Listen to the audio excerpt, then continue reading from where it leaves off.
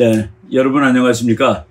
지난주에도 또 제가 한번 걸렀습니다. 죄송합니다. 여러 가지 바쁜 일이 있다 보니까 걸르게 되었는데, 제가 매주 토요일마다 국제정치학 개론이라는 강의를 2시간짜리 하는데, 그 앞부분에 그 시사 문제를 설명을 좀 드리고 합니다. 그러니까 여러분들이 시사 문제 그 주에 있는 일이 궁금하실 때 제가 강의하는 국제정치학 개론을 참조하셔도 될 것 같습니다.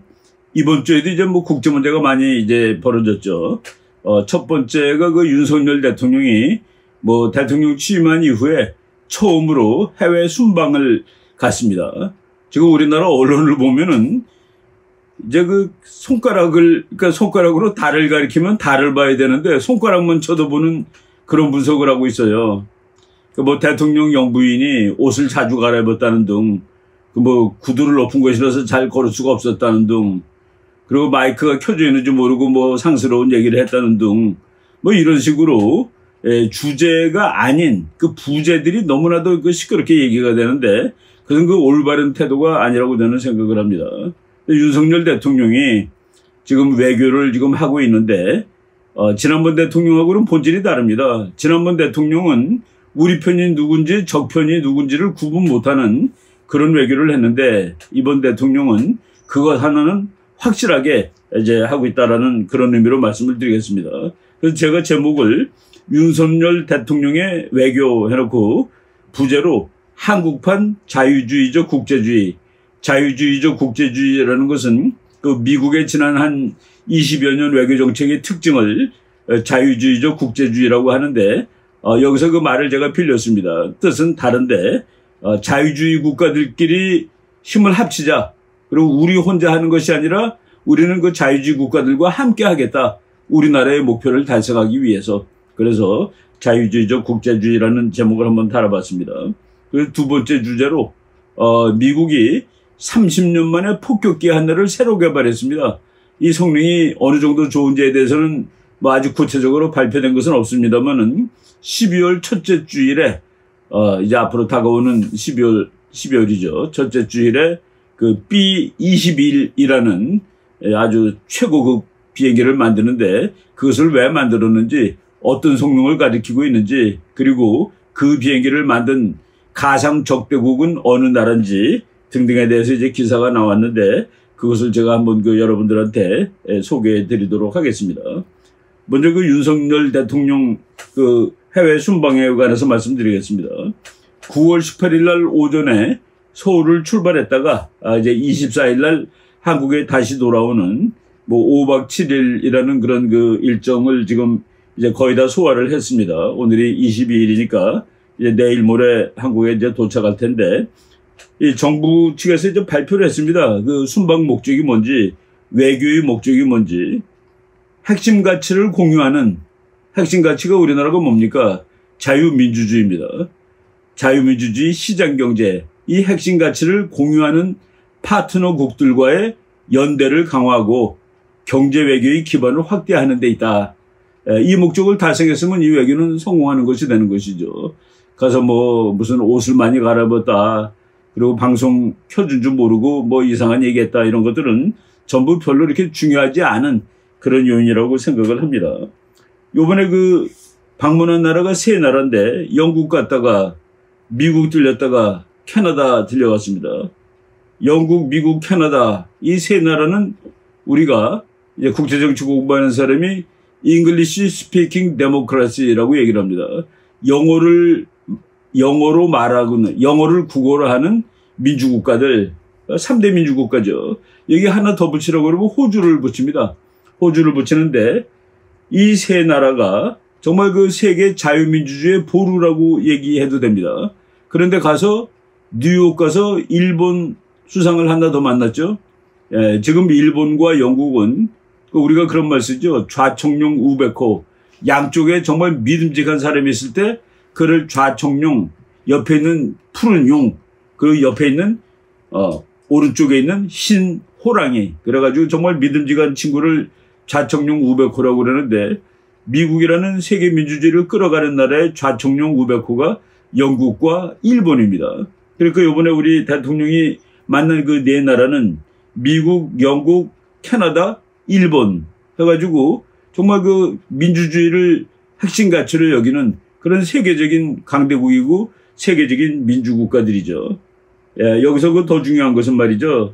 요번에 보면 세 나라는 6.25 때 대한민국에 군대를 보내줘가지고 대한민국을 살게 한 나라입니다. 영국과 캐나다는 미국 다음으로 많은 군대를 보내줬던 나라입니다. 한국전쟁 당시 물론 미국이 제일 많이 군대를 보내줬죠. 그런데 그 다음으로 많이 보내준 나라가 영국입니다. 영국도 5만 6천 명이 와서 전쟁을 했습니다.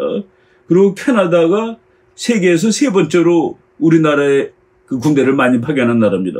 그러니까 6.25 때 참전 16개국 중에서 1등, 2등, 3등으로 군대를 많이 파견한 나라를 이제 자유민주주의를 이 국가의 기본 이념으로 하는 대통령이 가서 만났다. 그러니까 저는 이 만났다는 행위 자체가 이 한국 외교의 올바른 방향이다라고 이제 얘기를 하고 있습니다.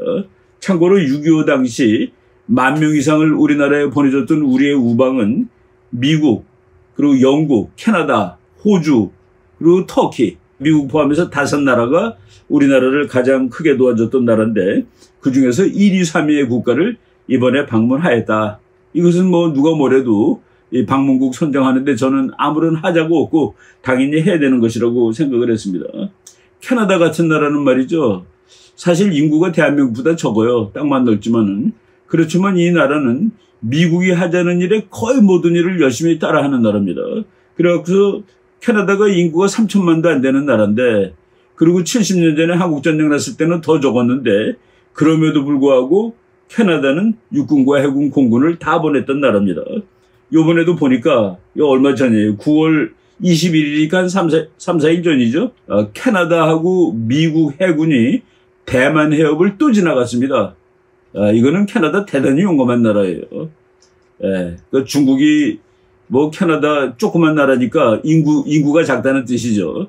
그래서 그 경제력으로 많은 피해를 입을 수 있음에도 불구하고 미국 군함하고 캐나다 군함이 함께 대만 해협을 16시간 동안 통과하였다.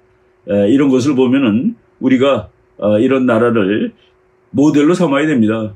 국제정치에서 이 핵심 가치 자유민주주의를 지키기 위해서 정말 큰 적하고도 용감하게 맞짱 떨 수 있는 바로 그 캐나다 해군이 미국 해군하고 이 둘이 같이 가는 경우가 그렇게 흔하지 않은데 대만 해협을 통과했다는 뉴스가 바로 나왔기 때문에 우리 대통령이 방문하는 그 나라에 한번 행동을 보자는 의미에서 설명했습니다.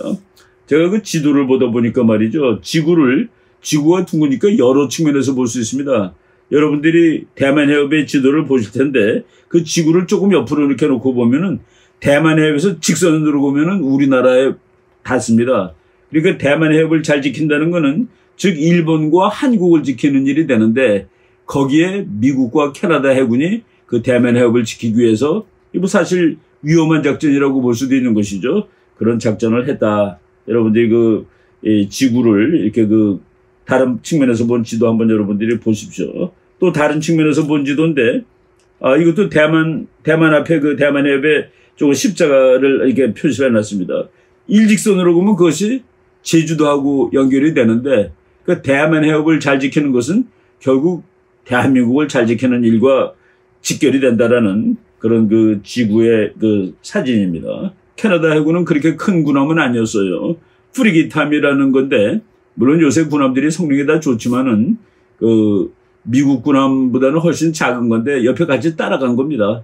따라갔는데 보통 그 못된 나라가 공격할 때는 약한 놈부터 동물의 세계 보면은 약한 놈부터 잡혀먹죠. 만약 중국이 마음 놓고 공격을 했다면은 캐나다 해군을 공격했을 겁니다.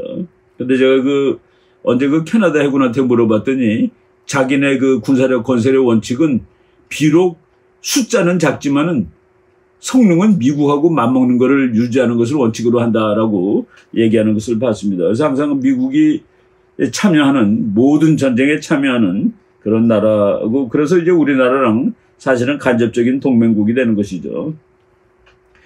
일본하고 정상회담을 했는데 여기서 뭐 일본하고 사이가 하도 나빴기 때문에 지난 5년 동안 너무 나빴기 때문에 이것을 쉽게 해결하는 방법은 없습니다. 그래서 기시다 일본 수상하고 우리 대통령이 자유민주주의의 같은 가치를 지키는 데 연대하고, 우리 둘 다 자유민주주의 국가, 시장경제 국가니까 그 가치를 지키는데 힘을 합치자. 저기 누굽니까? 그러면은 중국, 북한, 러시아 정도 되겠죠. 그리고 북핵 대응에 긴밀히 협력하기로 했다. 이번 회담은 양측의 신경전 끝에, 아직도 뭐 해소되지 않은 문제가 많다 보니까 신경전 끝에 비공개로 진행됐고, 통상적인 경우와 달리 모두 발언도 공개되지 않았다. 이거는 첫걸음이기 때문에 자유민주주의, 같은 가치, 이런 말이 나온 거로 저는 뭐 족하다라고 이제 보고 있습니다. 이것은 그 국제정치의 그 원칙대로 한 겁니다. 윤 대통령을 뭐 친일파라고 또 비난하는 그런 사람들이 많이 있는데, 일본하고 화해하고 타협한다고 그래가지고, 10년 전에 미국의 찌비그뉴 브르젠스키라는 뭐 대단한 학자이자 카터 대통령의 국가안보 수석이 전략적 비전이라는 책을 썼습니다.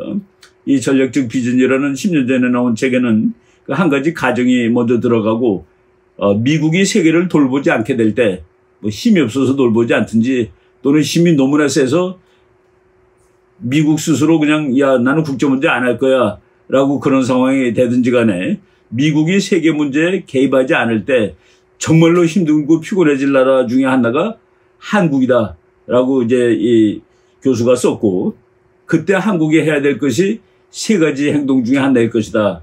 첫째, 중국의 영향권 내에 들어가든지. 문재인 대통령이 그렇게 하지 않았습니까? 중국 밑으로 겨들어가는 거. 두 번째, 독자적인 핵무장을 하든지. 그럼 뭐 버틸 수가 있어요. 셋째, 일본과의 안보 협력을 강화해야 한다. 이것이 한국이 할 수 있는 세 가지다라고 얘기를 했습니다. 그래서 나중에 이 책이 나오고서 몇 달 지난 다음에 그 동아일보 기자가 인터뷰를 요청을 했습니다. 브리진스키 교수한테.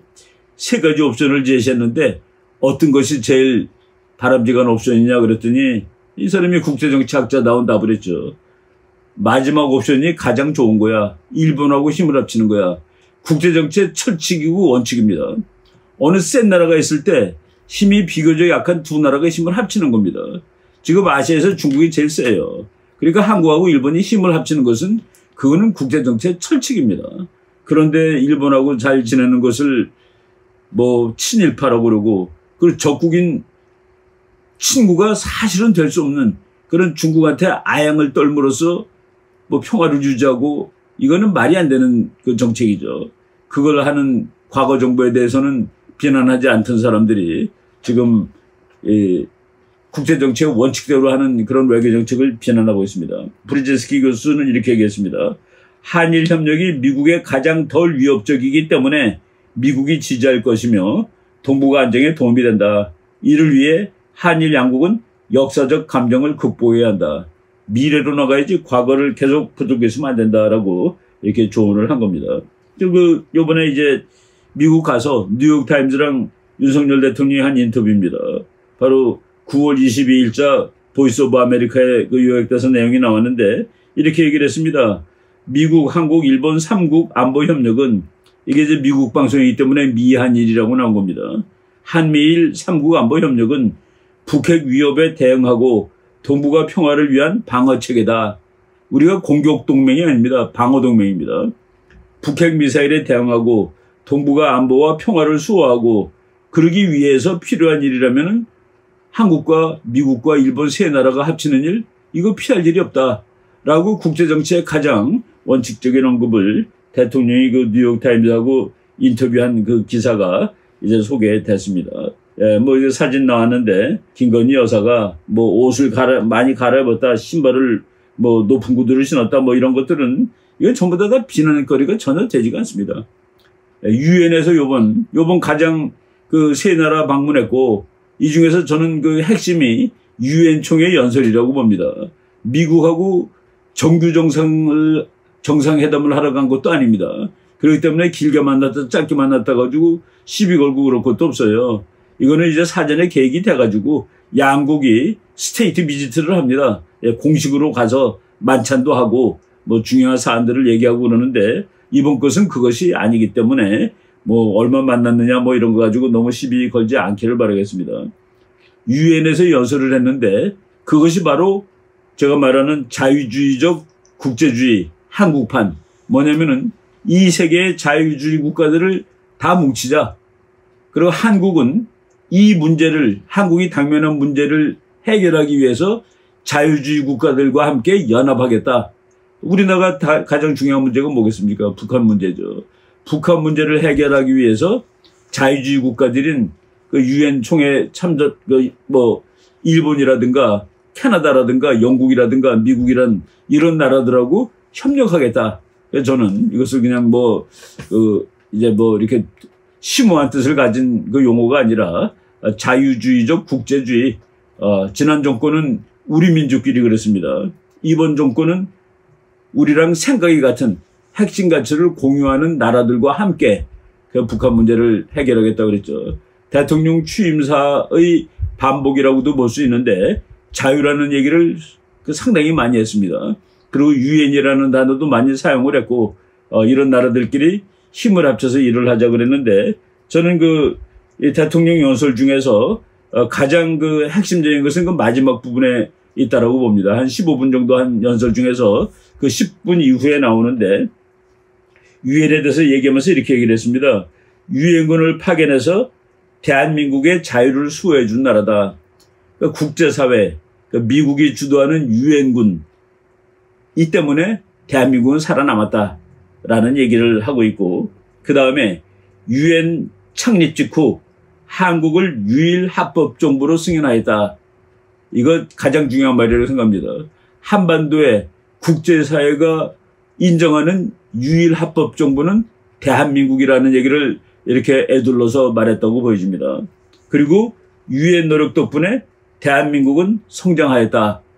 한국전쟁에서 살아남았을 뿐만 아니라 자유주의 국가들, 미국, 캐나다, 그리고 영국 이런 나라들 덕분에 대한민국은 성장하였다라고 얘기를 했습니다. 그래서 이제 결론이죠.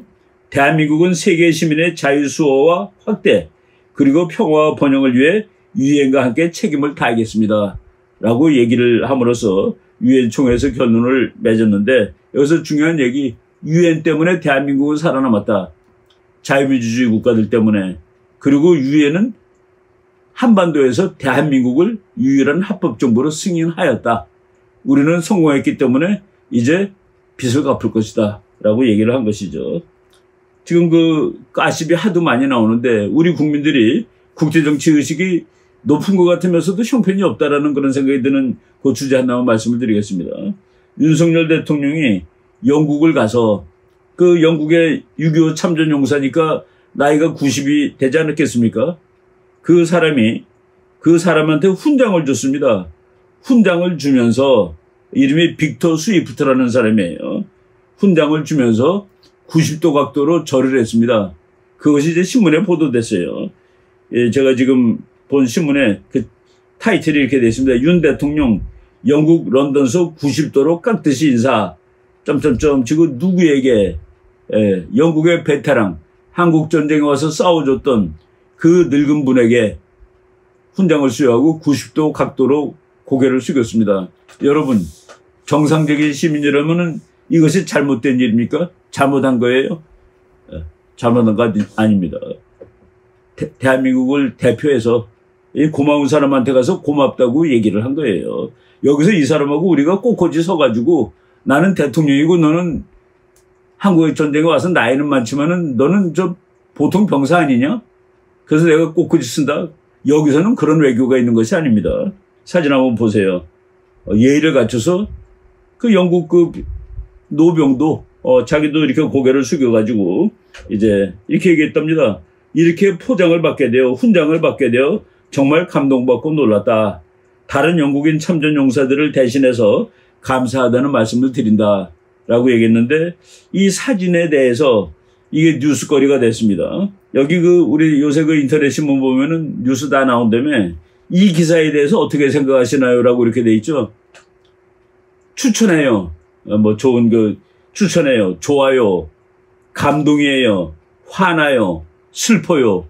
기분 나쁘고 그러면은 화나요 이런 거 붙이죠. 근데 우리 대통령이 영국의 베테랑에 대해서 90도 각도로 절했다라고 추천해요가 102명, 좋아요가 932명, 하치니까 1000명이에요. 감동이요가 126명. 근데 화나요가 7661명이 나왔습니다. 제가 이 기사를 보는 순간에 지금 대한민국 국민 이런 생각 가지고 있으면은 대한민국 세계적으로 훌륭한 나라 되기 어렵습니다. 우리를 도와줬던 나라, 정말 90이 다 아마 90 넘었을지도 모르죠. 그런 분한테 대통령이 찾아가서 감사하다고 고개를 숙여서 화나요? 왜 화나는지 난 알 수가 없는데 화나요가 7661, 좋아요, 추천해요가 합해서 1000밖에 안 되는 이 상황을 보고서 내가 더 열심히 국제정치 방송을 해야 되겠다라는 그런 생각도 하게 됐습니다. 영국은 6.25 때 와가지고 상당히 많은 인명피해를 냈는데 죽은 사람이 1100명입니다. 영국군이 1100명 죽었어요. 그리고 2600명은 부상당했습니다. 가서 고맙다고 얘기했는데 화난다. 그러니까 압도적으로 많은 우리나라 영국군이 와가지고 특히 이제 중공군하고 전투를 많이 했죠. 저 경기도 북부지방에서 중국하고 전투하느라고. 그래서 영국 가보면은 영국 전쟁사에 아주 유명한 전투로 남아있는 그런 전투들이 한국 전쟁에서 여러 개 있었는데 이런 고마움을 우리가 알아야 되겠습니다. 저쪽 경기도 북부에 가보면은 영국 참전 기념비가 있는데 우리가 이렇게 써줬습니다. Their name lives forevermore. 그들의 이름은 영원히 살아있을 것입니다. 남아있을 것입니다. 그 밑에 한글은 당신을 영원히 기억하겠습니다. 여기서 살아남은 사람한테 우리가 예의를 바치고 대통령이 90도로 절하는 것은 너무나도 당연히 할 일인데 우리 국민의 압도적인 다수가 화가 난다고 대답을 했다는 사실이 참 그렇다라는 생각을 했습니다.